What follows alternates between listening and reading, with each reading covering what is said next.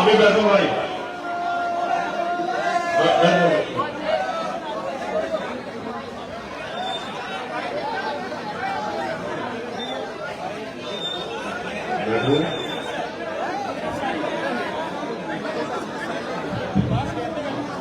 भाई मीडिया के साथियों, आप इधर आ जाओ, इस तरफ आ जाओ सब। आप लोग भाई पीछे भाई, आप लोग पीछे हो जाओ। आप भी आ भाई, जरा आपकी वजह से डिस्टर्ब हो रहा। इस तरफ आ जाओ, इस तरफ सही आ जाओगे तो छोड़ दो। आप भाई तेजी से आओ, तेजी से। ये वाला भैया तेरे कंधों में बहुत जिम्मेदारी है।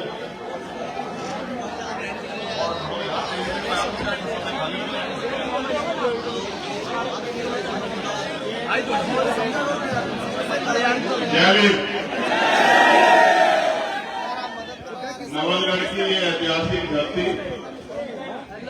यहाँ उपस्थित बहुजन समाज के सभी सम्मानित लोगों, हमारे छोटे छोटे बच्चियों, बहनों, माओ, नौजवान साथियों और मेरे परिवार के सभी बड़ों, मुझे आने में देरी हुई, इसके लिए मुझे खेद है। मैं माफी चाहता हूं आपसे। मैं इनको बच्चों को आने दे दूं। हमारे यहाँ तो यही सिखाया कि बहन बेटियों को सम्मान दिया करते हैं। आप लोग भी सीख लो, काम आएगा आप लोगों को सबके। बेटा ऊपर आ जाओ, जल्दी तेजी से आ जाओ बेटा, तेजी से आ जाओ, खाली कर दो।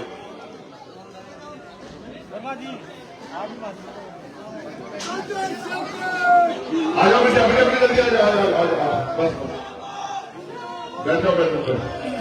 इनको ऊपर भेज दो, महिलाओं को सबको ऊपर भेज दो। आ जाएंगे आ जाएंगे। रास्ता दो भैया, फोटोग्राफर आए हुए। तुम्हें पता है एक एक मिनट कीमती है। बेटा जल्दी आओ, सोचो ना ऊपर चलो बेटा, ऊपर चलो, बैठो बैठो बैठो, आओ जल्दी आओ। तेज स्पीड पकड़ो, स्पीड पकड़ो, बैठो बैठो। अपने अधिकार लेना सीखो, कोई नहीं देगा मांगने से।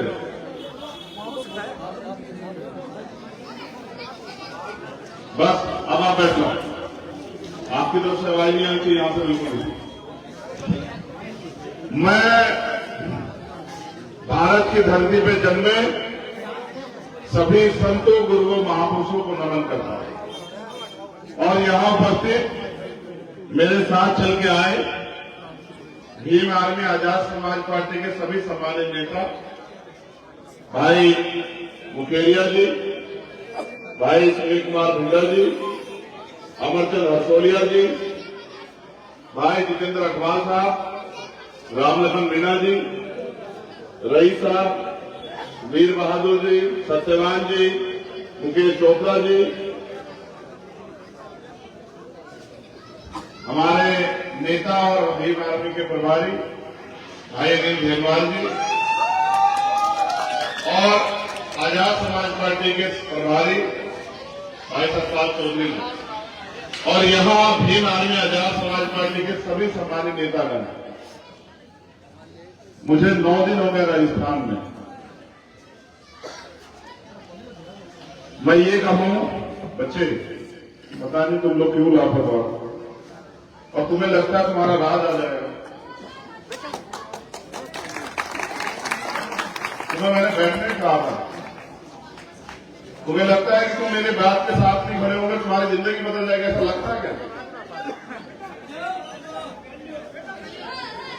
कैंप वाले भाई आपको शिक्षण दिलाएं क्या?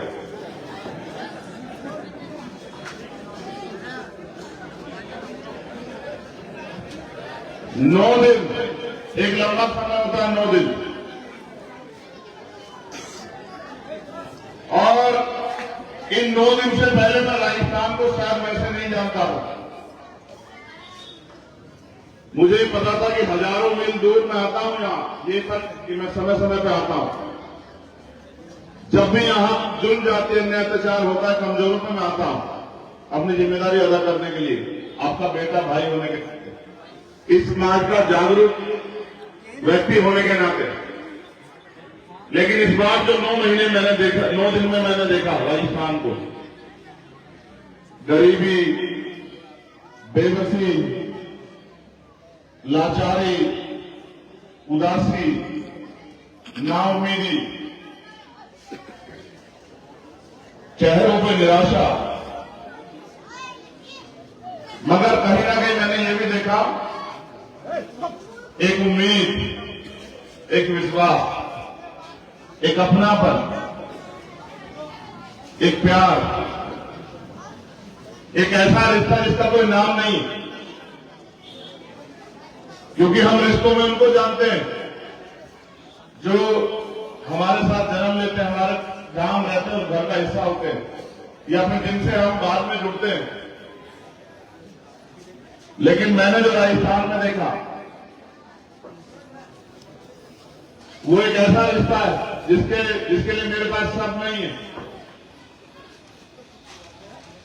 4-4 घंटे 6-6 घंटे हमारी बहनें धूप में खड़ी हैं, हमारी माएं सड़क पे इंतजार कर रही हैं, हमारी बच्चियां भूखी प्यासे इंतजार कर रही हैं, और मेरे आने के बाद जो उत्साह उनमें देखने को मिलता है,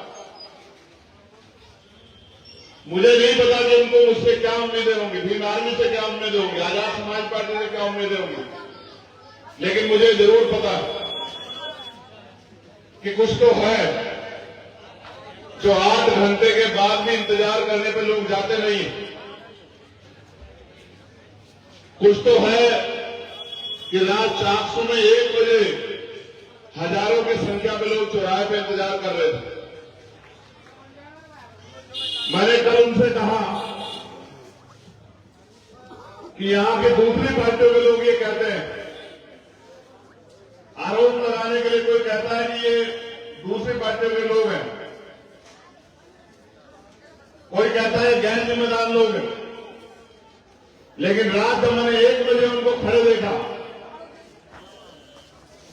इस उम्मीद के साथ कि मैं वहां आऊंगा, तो मेरे मन में जिज्ञासा पैदा हुई और मुझे जवाब मिला कि ना ये गैर जिम्मेदार है और ना ये किसी पार्टी के हैं, क्योंकि अगर पार्टी के भी होते तो 2-1 घंटे इंतजार कर लेते। जब लोग तमाशा देखने आते हैं तमाशा देख के चले जाते हैं। अगर ये गैर जिम्मेदार होते तो 8 घंटे देरी होती कि रात के 1 बजे घर में पड़ के सोते कि भाई ठीक है, नहीं आए, उनकी गलती, हम क्या करें। लेकिन जो जवानों में जो मैंने विश्वास देखा, और हमारी माएं बहनें भी थी 1 बजे, आप नहीं जान पाओगे मुझे कितनी हिम्मत मिली। और मुझे ही नहीं, भीम आर्मी आजाद समाज पार्टी के एक नेता कार्यकर्ता को हिम्मत मिली। जब आप जालोर में लाखों की संख्या में इकट्ठा होते हैं, जब आप भीलवाड़ा में पूरी सड़कें जाम कर देते हैं, जब आप दौसा में, अलवर में, भरतपुर में, करौली में, सवाई माधोपुर में, गंगापुर सिटी में अपने संख्या बल से लोगों को रोक देते चलते देखने के लिए कि कौन आ रहा है, कौन जा रहा है, तो एहसास होता है कि विचार में कितनी शक्ति है। आप घर परिवार चला रहे हैं, आप बेवकूफ लोग नहीं हैं, आप अपने परिवारों को आगे बढ़ा रहे हैं, आप बेहतर जानते हैं देश दुनिया में क्या चल रहा है। लेकिन मुझे आपसे एक कहना, आज अगर ये सम्मान का जीवन मिला ही, मगर ये धरती बड़ी मजबूत है, मैं इसको नतमस्तक करता हूं, क्योंकि मुझे बताया गया कि ये जो डॉक्टर बाबा साहब अम्बेडकर की स्टैच्यू लगी हुई है, इसका उद्घाटन जो है, इसका अनावरण माननीय काशीराम साहब ने किया। और मैं मानता हूं कि जहां महापुरुषों के पैर पड़ते हैं, जहां महापुरुषों का पसीना पड़ता है, वो धरती सोना हो जाती है, उसमें तप पैदा हो जाता है। तो मैं धन्यवाद दूंगा नवलगढ़ के लोगों का जो आज यहां उपस्थित है, या जो एक लंबी यात्रा पैदल हमारे साथ करके आए।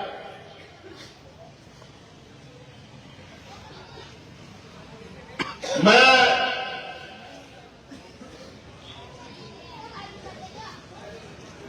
जब हमने यात्रा शुरू की सिद्धार्थनगर उत्तर प्रदेश से, सिद्धार्थनगर उत्तर प्रदेश वो धरती है जहां भगवान बुद्ध में नेपाल डोगर कपिल वस्तु लुम्बिनी, जब हमने ये शुरू की तो इस उम्मीद से की, क्योंकि हम एक पढ़े लिखे लोग इतिहास को जानते हैं और इस इतिहास ये गवाही देता है कि अगर आज जो कुछ अधिकार हमारे पास है, ये अधिकार हमें मांगने से, रोने से, चिल्लाने से, घर में डूब के रहने से या हमारी दुख तकलीफें देख के किसने हमें नहीं दिए। इसके लिए और आज जहां हम लोग खड़े हैं, जो हाल हमारे हैं, इसके लिए हमारे महापुरुषों ने समय समय पे कुर्बानियां दी हैं। राष्ट्रपिता ज्योतिबा फूले से लेके छत्रपति साहू जी महाराज, डॉक्टर बाबा साहब अम्बेडकर और ऐसे सैकड़ों महापुरुष हुए, जिनमें माननीय काशीराम साहब को भी याद करते हैं, जिन्होंने अपना जीवन, अपने सुख सुविधाएं और अपने बच्चे तक कुर्बान किए। और वो अपने लिए नहीं जिए, वो हमारे लिए भी, अपनी आने वाली पीढ़ियों के लिए जिए। और एक एक मिनट उन्होंने हमारी तरक्की के लिए हमें अपने पैरों पर खड़ा करने के लिए लगाई। अगर उन्होंने अपना काम न किया होता तो किसी ने हमारे आंसू देख के हमारी जिंदगी के लिए कोई परिवर्तन नहीं चुना होता। और इसका उदाहरण है कि भारत का इतिहास ये बात कहता है, और आजकल जब आपस में कोई चर्चा होती है, वो टीवी में मैंने सुना कि बड़े जिम्मेदार लोग ये कहते हैं कि इस देश में जाति व्यवस्था बनाई गई, उससे पहले वर्ण व्यवस्था बनाई गई, ऊंच नीच बनाया गया, भेदभाव बनाया गया, और लगभग 2000 सालों तक इस देश के बड़े तबके को, जिनको आज के संविधान की वजह से हम लोग एससी एसटी ओबीसी के रूप में जानते हैं, उसको तमाम अधिकारों से वंचित रखा गया। उससे भी आगे बढ़ के शिक्षा, जो जीवन में आपको अच्छा बुरा, छोटा बड़ा, गलत सही, तर्क वितर्क का ज्ञान देती है, उस शिक्षा से वंचित रखा गया। आर्थिक साधनों से वंचित रखा गया। जुल्म हुए, तन ढकने का अधिकार नहीं था महिलाओं के पास। सती प्रथा थी, विधवा विवाह नहीं होते थे, बाल विवाह होते थे, और बहुत सारी कुरीतियां थी। वो सारी कुरीतियां धीरे धीरे खत्म हुई, लेकिन हर कुरीति को खत्म करने के लिए एक संघर्ष करना पड़ा। इसलिए मैंने आपसे कहा कि इसलिए जुर्म जाति के बाद भी आप किसी का दिल नहीं बसीजा कि आपको अधिकार दिया जाए, आपको स्वाभिमान सम्मान का जीवन दिया जाए। ये तो भला हो। मैं उस मां को, उस पिता को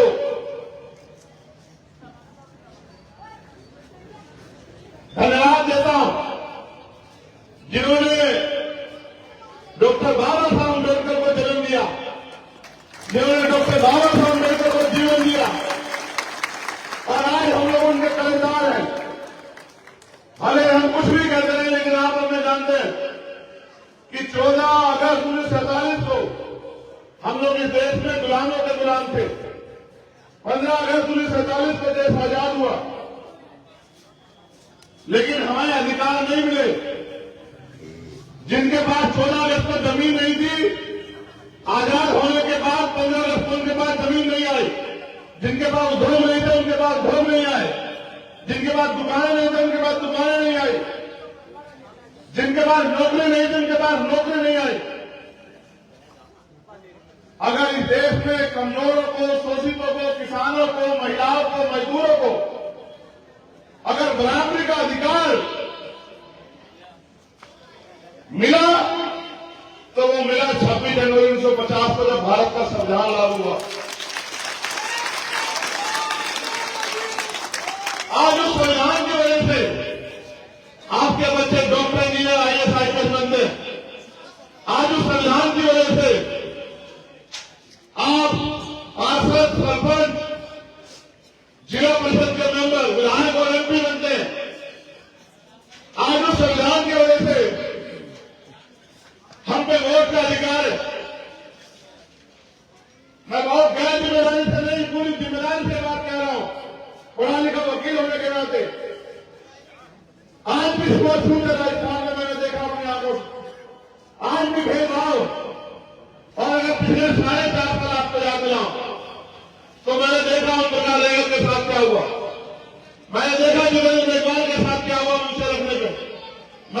नरेंद्र मेघवाल के साथ मट्टी छूने में क्या हुआ? मैंने देखा कार्तिक भील को अपने लोगों की लड़ाई लड़ने के बाद उसके साथ क्या हुआ? मैंने देखा नासिर जुरैद के साथ क्या हुआ? मैंने देखा टीकाराम मीणा जी के साथ क्या हुआ? और जब मैं आया तो जब मैं लोगों से बात करता तो लोग मुझे बताते हैं, हमारी माए बहने, कि पाली और बहुत सारा ऐसा क्षेत्र है जालोर जहां आज भी सुनने में बड़ा डरावना लगेगा, लेकिन क्योंकि जाना मैंने तो इसलिए कह रहा हूं कि सत्य है। आज भी ऊंची जातियों घर के आगे से हमारी महिलाएं चप्पल पहन के नहीं निकलती, हमारे लोग मोटरसाइकिलों पे साइकिलों पे नहीं निकल सकते हैं। इस बात को जानने के बाद मुझे लगा कि देश तो आजाद हो गया, लेकिन राजस्थान का बहुत सारा हिस्सा अभी आजादी मांग रहा है। कैसी आजादी?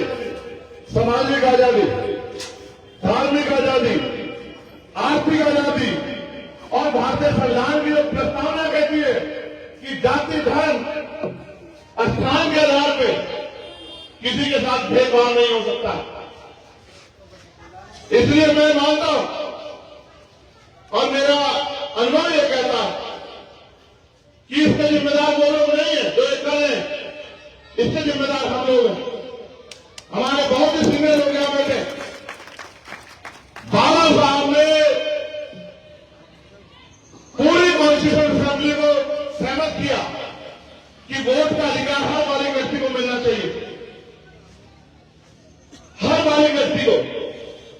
कोई कहता था वोट का अधिकार उसको मिले जो धरना से लो, कोई कहता उसको मिले जो लगान देता, कोई कहता उसको मिले जो जमींदार, कोई कहता उसको मिले जो पढ़ा लिखा, कोई कहता उसको मिले उसके उद्योग व्यापार।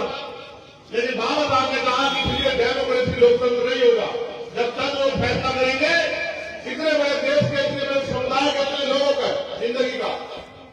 अगर लोकतंत्र लाना है तो हर व्यक्ति को जो सोच समझ सकता, जिसकी आयु 21 साल हो, उसको वोट का अधिकार मिलना चाहिए। और फिर क्योंकि बाबा साहब बैरिस्टर से पढ़े लिखे थे, उन्होंने तर्क की कसौटी पर सहमत किया कि भारत के हर एक बालिग व्यक्ति को वोट का अधिकार मिलेगा। सम्मानित लोगों, आज भारत में लोकतंत्र है। जब लोकतंत्र नहीं था तो राजतंत्र था। राजतंत्र में राज व्यवस्था कैसे बदली जाती थी? जैसे आज आप यहां बैठे, ऐसे ही एक राजा की सेना होती थी, दूसरी तरफ दूसरे राजा की सेना होती थी, महीनों महीनों युद्ध चलते थे, तलवारें, भाले, तोपें, बंदूकें चलती थी, संधियां होती थी, हजारों हजारों लोग मर जाते थे, जमीन रक्त रंजित हो जाती थी, तब राज बदलता था। लेकिन बाबा साहब अम्बेडकर ने आपको मुठे में ताकत दे दी, क्योंकि लोकतंत्र है, जिसका वोट होगा, लोकतंत्र का मतलब ये है जिसका वोट होगा उसका राज होगा। जिनकी संख्या ज्यादा होगी वो इकट्ठा होकर अपना राज ले आएंगे। और आप ये जान लो, अगर आपकी संख्या लाखों में क्यों ना हो और आपका व्यक्ति सदन में नहीं है, आपके पास राजनीतिक ताकत नहीं है, तो आपके एक मसले में चर्चा नहीं होगी। चाहे आप भूखे मरो, चाहे आपको इलाज न मिले, अच्छी पढ़ाई न मिले, चाहे आप पे जुर्म जाति में अत्याचार हो, क्योंकि आवाज उनकी उठती है जिनका नेता होता है। आपने नवोदय में क्या मजाक किया? जिनके 5-7 हजार वोट है उनका नेता है, और जिनके लाखों वोट हैं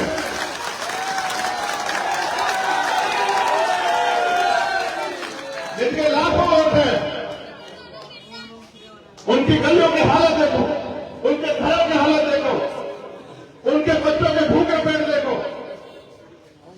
ये बात मुझे आपको इसलिए कहनी पड़ेगी कि आपने लोकतंत्र की हत्या की। अगर वास्तविकता में आप माननीय काशीराम साहब की बात पर पहरा देने वाले होते, आप बाबा साहब की बात पर पहरा देने वाले होते, तो ऐसा कभी नहीं होता कि जिनके थोड़े से वोट वो विधायक होते और जिनके बहुसंख्यक वोट है वो गेट के बाहर खड़े होते। ऐसा कभी नहीं होता। जैसा मैंने पहले कहा कि हम गलत है, हम जिम्मेदार हैं, हमने अपने वोट को संगठित नहीं किया। बाबा साहब हमें वर्ग बना के गए, अनुसूचित जाति, अनुसूचित जनजाति, अति पिछड़ा वर्ग, अल्पसंख्यक समाज, लेकिन कभी बने नहीं। हमने हमेशा ये सोचा कि हमें तो रूखा सूखा मिल रहा है, हमें इसमें चुप रहना चाहिए। जबकि आप ये नहीं समझे कि बाबा साहब ने वोट का अधिकार आपको गुलामी के नदियों में नहीं दिया। उन्होंने वोट का अधिकार दिलाने के साथ ये बात कही थी कि आज मैंने रानी का पेट छीन दिया, आज के बाद राजा पहले वोट से तैयार होगा, आपकी वोट से तैयार होगा। आप मुझे अपने मन से बताओ, इस विधानसभा में बहुजन समाज के लोगों का वोट ज्यादा है या जिनका आज विधायक है उनका वोट ज्यादा? आप बताओ। जब आपका वोट ज्यादा तो विधायक किसका होना ज्यादा? बताओ। ये किसकी गलती है सर? अच्छा, आप ये भी सुनो, आपने विधानसभा में चर्चा सुनी कि इंद्र मेघवाल के साथ अन्याय क्यों हुआ? सुनी आपने कभी? मुझे रखने में जितेंद्र मेघवाल की हत्या कर दी गई, क्या आपने कभी कोई चर्चा सुनी? कार्तिक भीड़ का परिवार 8 महीने में बैठक का कभी आपने चर्चा सुनी? ओम प्रकाश रहगर ने उसके पिताजी को पीटा गया, वो थाने में रिपोर्ट लिखवाने का पुलिस ने भगा दिया और ये कह दिया उल्टा अपने खिलाफ मुकदमा लिखते, अपने पिता के खिलाफ, तो चाचा के खिलाफ। वो गली गली घूमता रहा, फिर उसने सुसाइड कर लिया। इस उम्मीद के साथ मुझे पत्र लिखा, पत्र में लिखा उसने कि भाई चंद्रशेखर आप आना और मुझे न्याय दिलाना। 3 दिन तक उसकी लाश को लेकर हम लोग लड़ते रहे, रूपनगढ़ तहसील पे, हॉस्पिटल में बैठे रहे 4 दिन तक। सरकार के लोगों ने वादे किए, पुलिस ने वादे किए, और फिर वही जो सदियों से होता रहा, धोखा, झूठ, फरेब।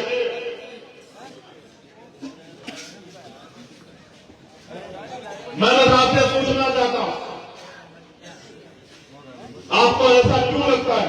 हमें कैडर के साथ बातचीत बताया करते थे, इस बात पे गौर करना आप लोग कि हर समाज के पास 5 तरह के बल होते हैं।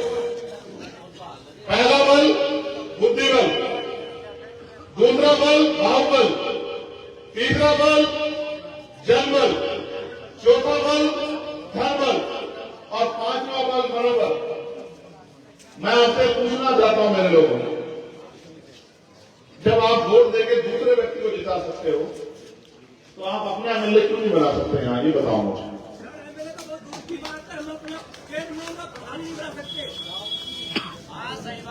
बिल्कुल सही है सर, बिल्कुल सही है।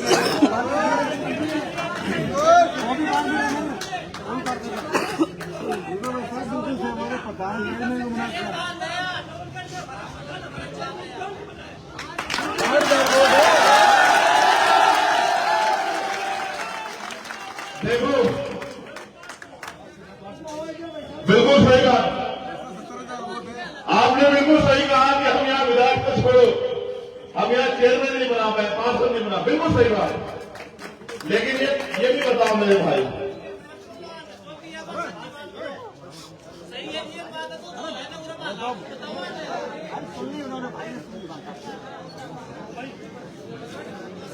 इसके लिए एक सर हर आदमी अपनी बात मत कहे, मेरी बात पे गौर कर ले। इसके लिए हम ही जिम्मेदार हुए ना, ब्लैक शर्ट वाले हुए। हाँ, छोड़ दो बता। देखो मेरी बात सुनो, मैं आपको समझा सकता हूं, मैं आपको रास्ता दिखा सकता हूं, मैं आपका अंगूठा नहीं पकड़ सकता हूं, आप अच्छा बुरा खुद समझ सकते हो। आज हालात क्या, जो पढ़े लिखे भाई यहाँ होंगे और जो पुराने मिशनरी लोग होंगे, अपने दिल पे आ करके पूछो, क्या 5 साल बाद कोई सरकारी नौकरी रहेगी देश में? और अगर सच कहूं, अगर ये वोट की शक्ति आपके पास ना हो, आपकी गली में पैर रखने नहीं आएगा कोई। देखो, सारे सरकारी डिपार्टमेंट प्राइवेट हो गए, तमाम में निजीकरण चल रहा है, किसान परेशान है, पढ़े लिखे बेरोजगार घूम रहे हैं। और छोड़ो पार्टियों को, यहां बसों में बैठ के पेपर लीक होते हैं आपके यहां पे, बस की बस बैठ के। और वो गरीबों के बच्चे नहीं है, ये भी याद रखो। नेताजी का बेटा क्या तो विधायक बनेगा, मंत्री बनेगा, चेयरमैन बनेगा, या फिर अधिकारी कर्मचारी बनेगा। विधायक जी के रिश्तेदार क्या तो नेता बनेंगे, या फिर वो अधिकारी कर्मचारी बनेंगे। और आपके बच्चे वो पढ़ लिख के वो घर में इंतजार करेंगे कि कब कोई भर्ती निकले और हमें हमारे हिस्से में कोई नौकरी आए। मैं बहुत पूरे राजस्थान को कह रहा हूं, आपको भी कह रहा हूं, आप अपनी समस्याओं का एक लिफाफा बना लो और वो लिफाफा मुझे दे दो। और मैं आपसे 10-20 साल नहीं मांग रहा हूं, फिर आप काम पे लग जाओ 2 महीने के लिए, जितना समय बाकी है। और फिर आप एक आदमी, जैसे आज मैं आपसे कह रहा हूं, एक आदमी रोज एक आदमी को तैयार करे कि भाई देखो हमें बहुत दिन हो गए दूसरों को अवसर देते हुए, अब हमें अपनी ताकत बनानी है। क्योंकि जब हमारी ताकत नहीं होगी, साहब कहते हैं जिनका नेता नहीं होता उनकी कोई बात नहीं होती। वो कहते हैं जिनका दल नहीं होता उनके पास बल नहीं होता, जिनके पास बल नहीं होता उनकी समस्याओं का हल नहीं होता। इसलिए आपसे कह रहा हूं, रुक जाओ भाई, रुक जाओ। ये तो मैं 9 दिन से सुन रहा हूं। देखो, एक काम करो बस, और ये बताऊंगा क्यों करना है, ये भी बताऊंगा। आज के बाद एक आदमी रोज एक आदमी को तैयार करे जो हमसे सहमत नहीं था। और जितने दिन बाद वोट गिरेगी, 40 दिन बाद या 42 दिन बाद, आप चेक करना, आपकी संख्या यहां 50-60 हजार हो जाएगी। और 50-60 हजार जब लोग आप अपनी पार्टी, अपने झंडे को मजबूत करोगे तो आपका विधायक जीतेगा। जब आपका विधायक जीतेगा, ताली में बजाओ, गौर से सुनो, आपका ध्यान बढ़ जाएगा।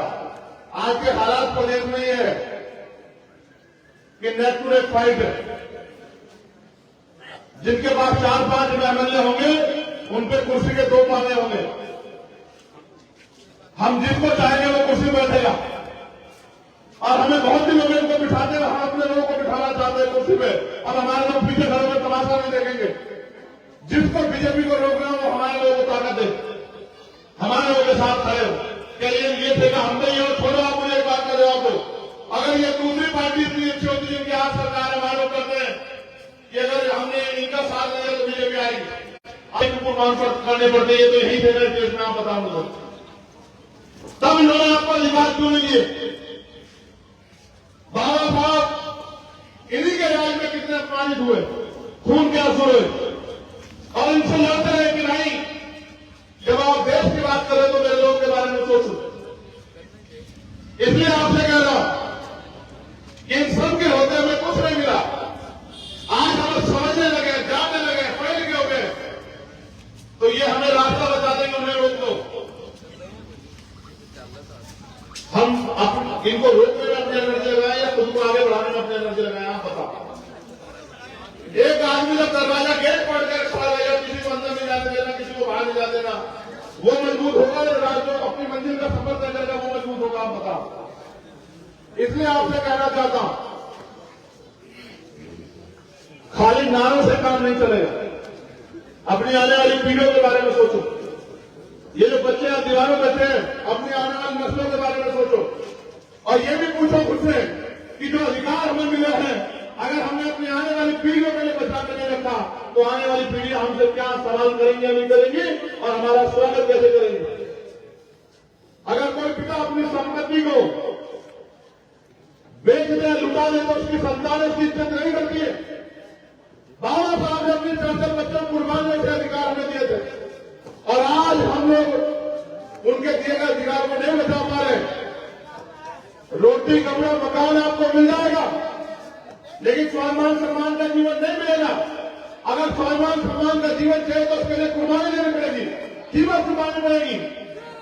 और जिस कौम में, जिस समाज में कुर्बानी देने का, कीमत चुकाने का जज्बा नहीं होता, वो समाज कभी आगे नहीं बढ़ता, ना स्वाभिमान सम्मान प्राप्त करता।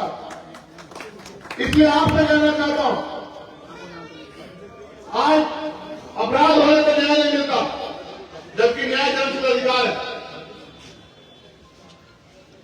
आज कोई बोलता है तो सरकारी मशीनरी का दुरुपयोग हो जाता है। CBI, ED, income tax ACB staff move करती है, एनआईए झूठे मुकदमे जेल, और जब मेरे जैसे लोग इनसे नहीं करते तो फिर ये गोली चलाते हैं। मेरा समय अच्छा है क्योंकि मेरे कंधों पर जिम्मेदारी, मेरी जान तो बच गई। जिस दिन मेरे ऊपर गोली चली उसी दिन मैंने तय कर लिया, ये जीवन मुझे मिला मेरे संतों गुरुओं महापुरुषों के आशीर्वाद से और मेरी मां बहनों के आशीर्वाद से। मैं एक एक मिनट समाज को जगाने में लगाऊंगा। जब तक समाज अपने पैरों पर नहीं खड़ा होता मैं रुकूंगा नहीं।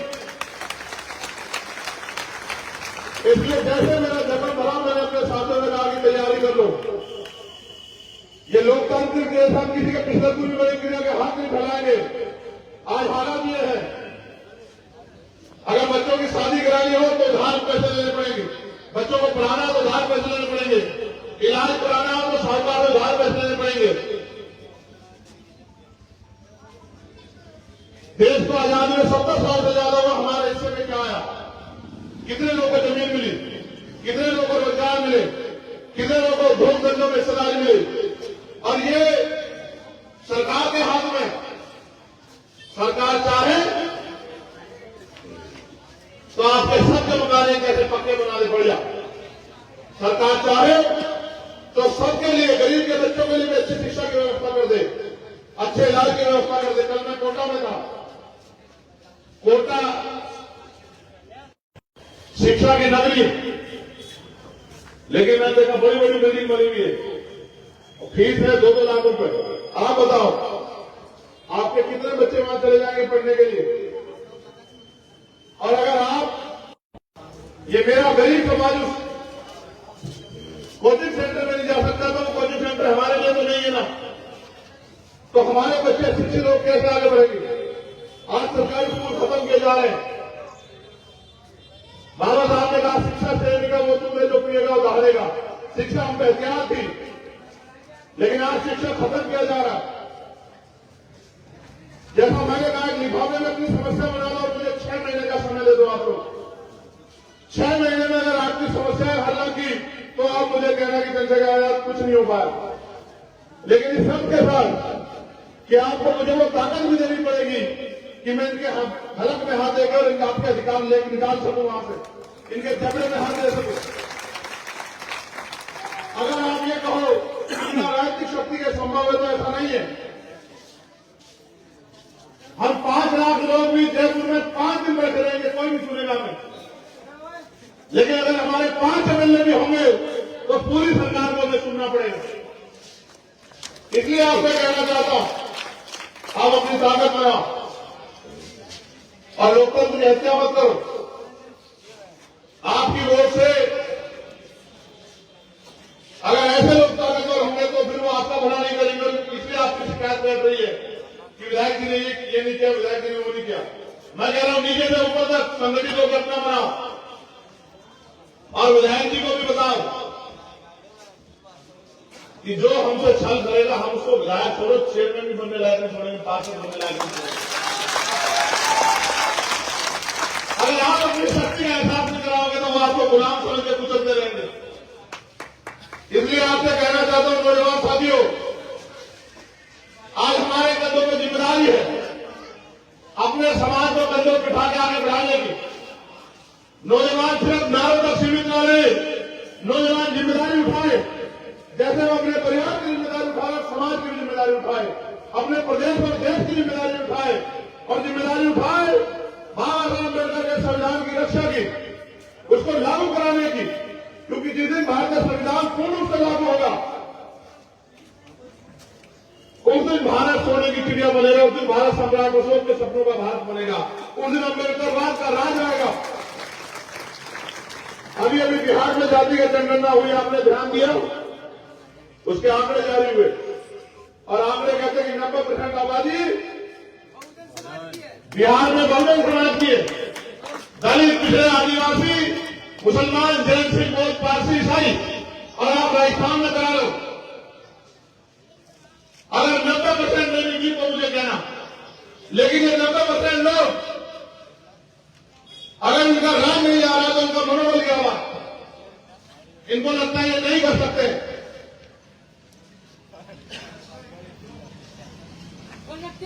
इसलिए आपसे कहना चाहता हूं, अभी नहीं तो कभी नहीं।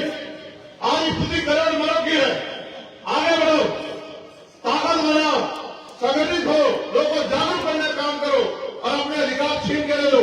कोई आपको मांगने से कुछ नहीं देगा। और अगर आपने कर लिया तो आपकी तरक्की को राजस्थान में कोई रोक नहीं सकता है। और जो सामंतवाद का गढ़ राजस्थान बना हुआ है, इस सामंतवाद की जड़ें खोल जाएंगी 2023 में। अगर आपने अपनी ताकत बना ली, क्योंकि हमारी वोट पे ताकत में आ गए और हमारे लोग का शोषण कर रहे हैं।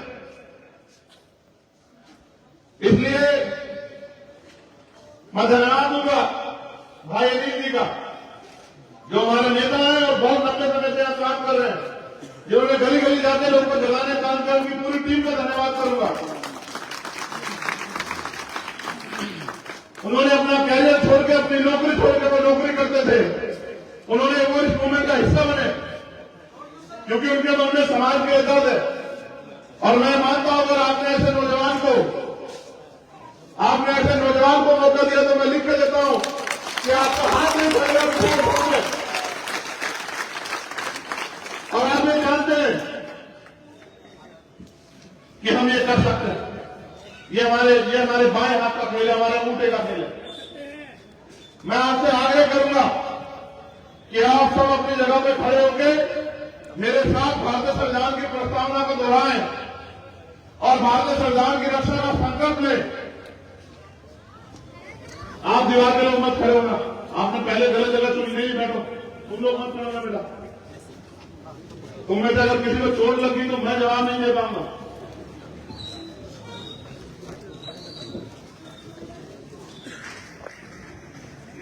हम भारत के लोग भारत को एक संपूर्ण प्रभुत्व संपन्न समाजवादी धर्मनिरपेक्ष लोकतंत्रात्मक गणराज्य बनाने के लिए तथा उसके समस्त नागरिकों को सामाजिक, आर्थिक और राजनीतिक न्याय, विचार, अभिव्यक्ति, विश्वास, धर्म और उपासना की स्वतंत्रता, प्रतिष्ठा और अवसर की क्षमता प्राप्त कराने के लिए तथा उन सब में व्यक्ति की गरिमा और राष्ट्र की एकता और अखंडता सुनिश्चित करने वाली बंधुता बढ़ाने के लिए दृढ़ संकल्प होकर अपनी संविधान सभा में आज तारीख 26 नवंबर 1949 ईस्वी को एतदार द्वारा इस संविधान को अंगीकृत, अधिनियमित और आत्मसमर्पित करते हैं। चलो संकल्प करो ऐसे हाथ करके।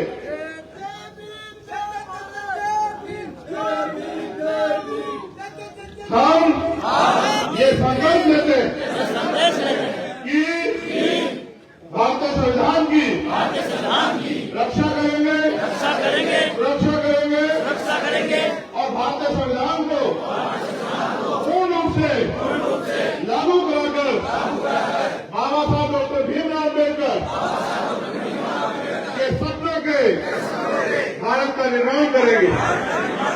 हम जिस तरह से अपने परिवार की रक्षा करते हैं, अपने परिवार का ख्याल रखते हैं, अपने समाज का ख्याल रखेंगे, अपने प्रदेश का ख्याल रखेंगे, अपने देश का ख्याल रखेंगे।